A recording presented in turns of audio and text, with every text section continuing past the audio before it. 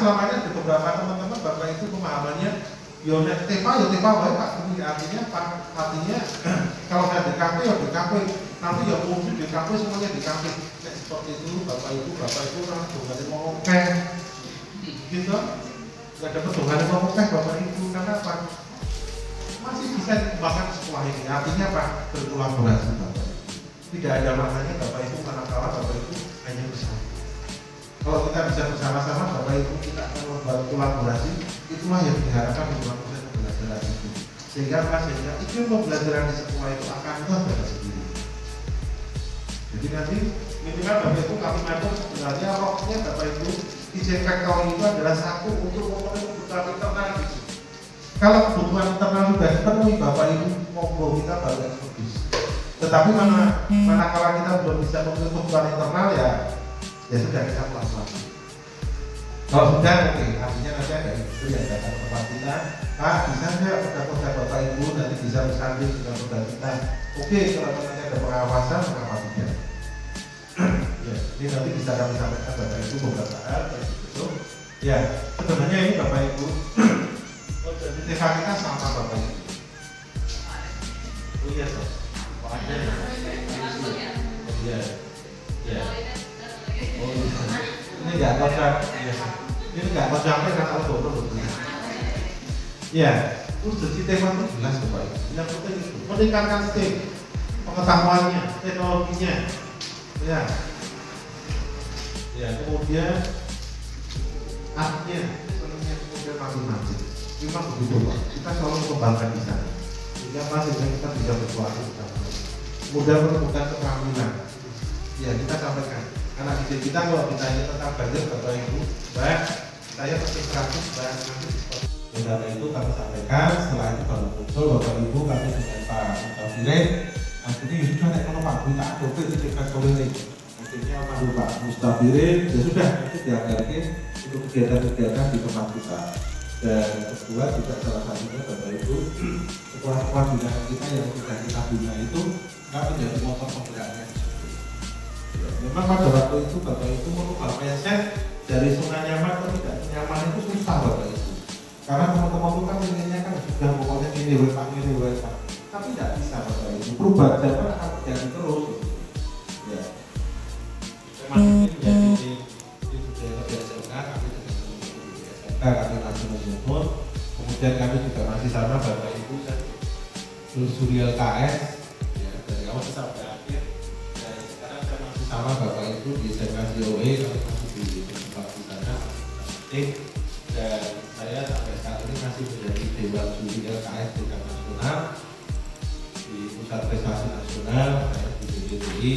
Kami berlima, ini berempat ini Bapak Ibu, ini Pak Tato dari SISPA, ini saya, ini Pak Poli dari PDC, dan ini Pak Arifo dari PANU.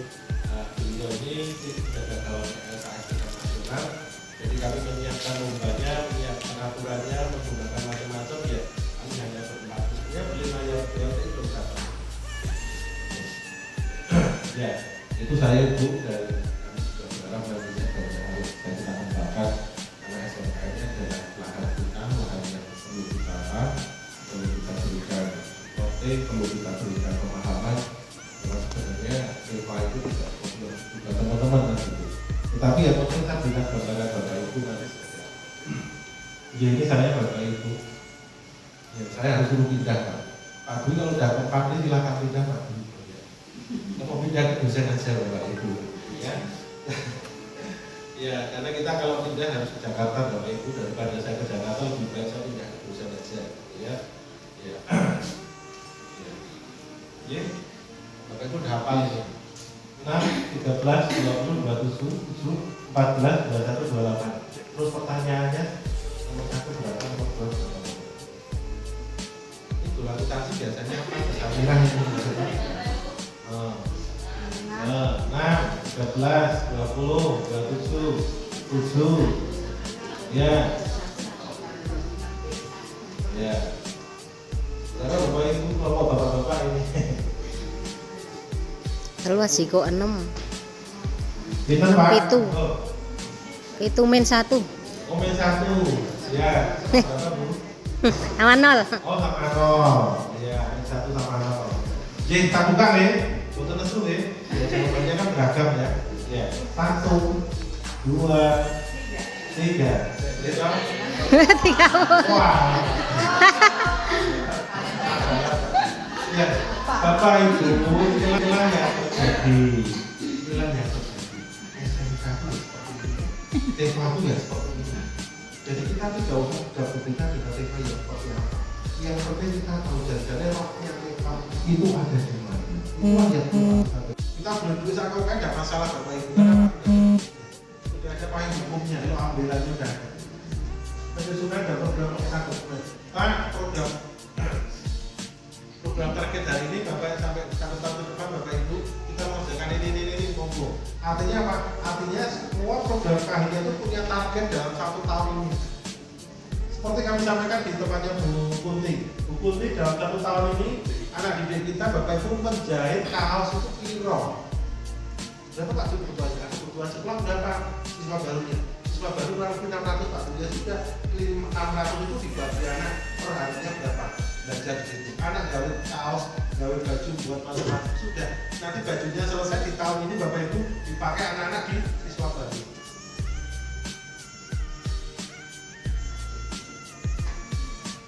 Aksesoris yang dilakukan Bapak Ibu dilakukan boleh dikerjakan buku silakan bisa dilakukan. Juga anak sepatu tetap Bapak Ibu baju sekolah baju dari kinerja dari para pendidik dari sekolah untuk prestasi. Dari diri mendapatkan fasilitas tempat kerja, lingkungan jajaran akan semakin jauh dan semakin lengkap untuk fasilitasnya. Kemudian tujuan kerjanya juga disampaikan apakah mulai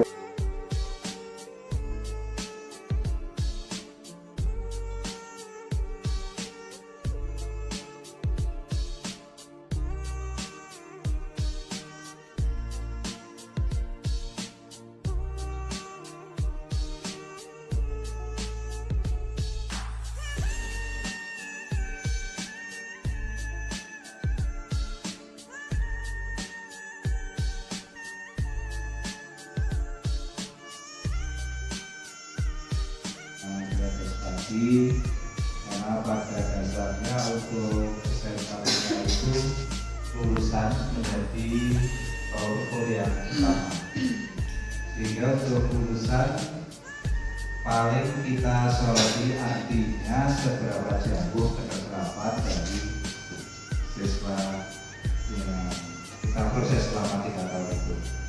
Kita mengadakan kegiatan selama 3 tahun, intinya untuk mempersiapkan siswa supaya bisa terserap di dunia kerja, tapi juga tidak menutup kemungkinan di era yang sekarang itu siswa diberikan fasilitas untuk melanjutkan studi, di samping juga berwirausaha.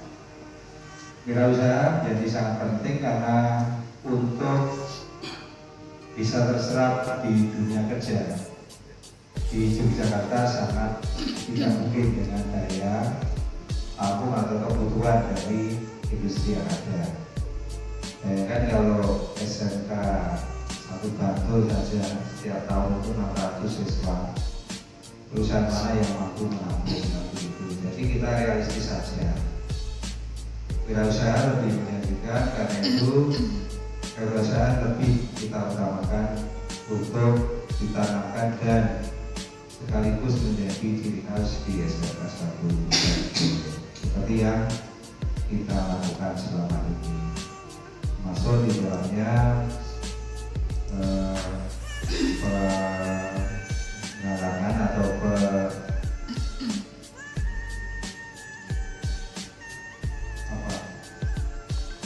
memfasilitasi siswa untuk berkelompok berwirausaha.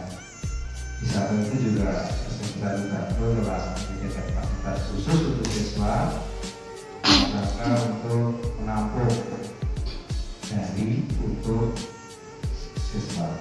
Jadi semuanya tidak siswa, itulah perusahaan yang dilakukan. Demikian Bapak Ibu.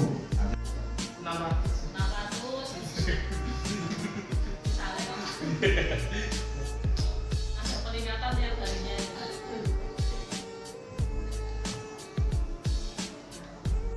sayangnya memang kita masih sektoralnya begitu kental. Kita akui itu di pemerintah, di Kemenaker maupun di Kemendikbud sendiri punya sektoral yang begitu kental sekali tentang hal yang berbau dengan aplikasi, apalagi data Bapak Ibu semuanya. Kalau kita bicara data, yang namanya BPS itu pasti Bapak Ibu nggak terima kalau SMK dikatakan selalu menjadi penyokong pengangguran terbesar.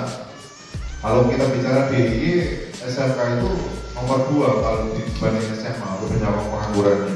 Tapi secara nasional memang secara umum BPS pasti mengatakan SMK menjadi penyokong pengangguran terbesar. Nah, jadi BPS yang memegang datanya masih kita bisa perdebatkan karena untuk bentuk surveinya kita juga belum tahu secara detail seperti apa survei yang disebar ke masyarakat seperti apa.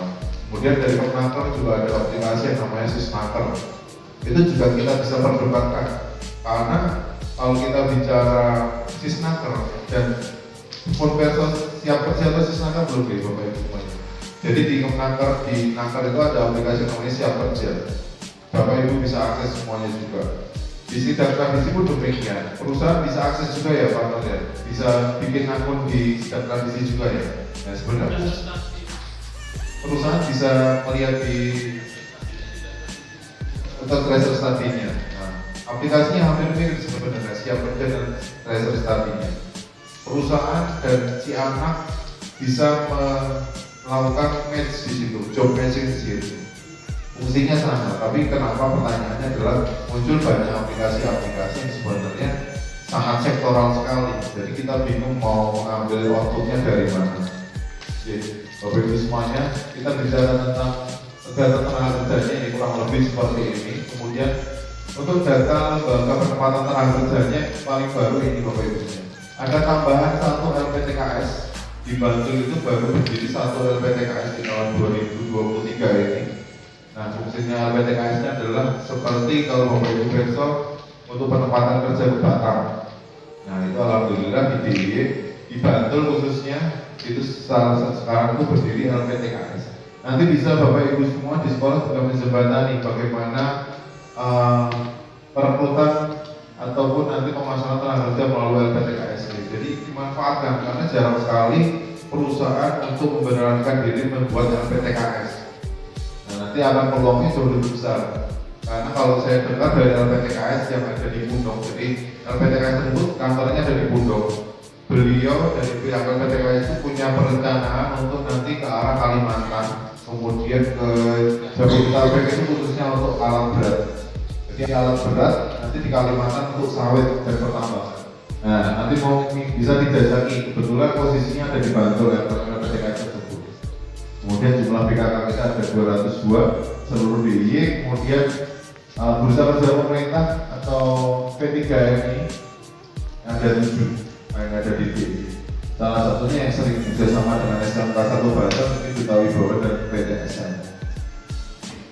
Nah kemudian kalau kita bicara secara umum anak-anak kita, anak didik kita pasti memperhatikan 4 unsur tersebut Bapak Ibu semuanya. Bagaimana peluang kerjanya secara formal maupun informal, kemudian di dalam negeri dan luar negeri. Jadi 4 unsur ini adalah yang harus kita petakan. Nanti bisa Bapak Ibu sampaikan juga dalam survei bagaimana 4 unsur ini juga harus terkandung dalam survei atau angket yang diberikan anak-anak untuk pengenalan kepekerjaan atau nanti diaplikasikan ke tracer tadi. Bagaimana formal dan informal peminatannya, kemudian peluangnya juga ada di dalam negeri maupun luar negeri. Bisa dituangkan